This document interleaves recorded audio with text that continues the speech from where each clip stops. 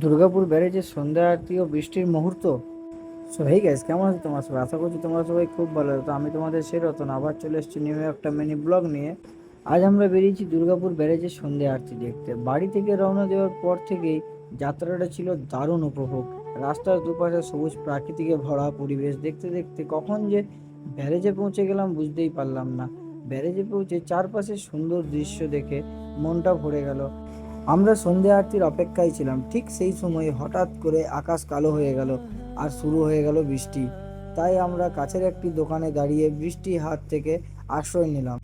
বৃষ্টির ফোঁটা, ঠান্ডা হাওয়া আর ব্যারেজের পরিবেশ সব মিলিয়ে মুহূর্তটা ছিল সত্যি অসাধারণ। বৃষ্টি একটু কমতেই আমরা তাড়াতাড়ি আরতি দেখতে গেলাম, কিন্তু সেখানে গিয়ে দেখি আরতি ইতিমধ্যে শেষ হয়ে গেছে। মনে একটু আফসোস হলেও পুরো ভ্রমণের সুন্দর অভিজ্ঞতা আর বৃষ্টি ভেজা সন্ধ্যের স্মৃতি আমাদের দিনটাকে বিশেষ করে তুলেছে। এরপর কিছুক্ষণ ব্যারেজের পরিবেশ উপভোগ করে আমরা বাড়ির উদ্দেশ্যে রওনা দিলাম। আপনাদের যদি এই ব্লগটি ভালো লাগে তাহলে ভিডিওটি লাইক করবেন, বন্ধুদের সঙ্গে শেয়ার করবেন এবং অবশ্যই চ্যানেলটিকে সাবস্ক্রাইব করবেন। পরের ব্লগে আবার দেখা হবে। সবাই ভালো থাকবেন। চলো ব্লগটা এখানেই শেষ করলাম। বাই।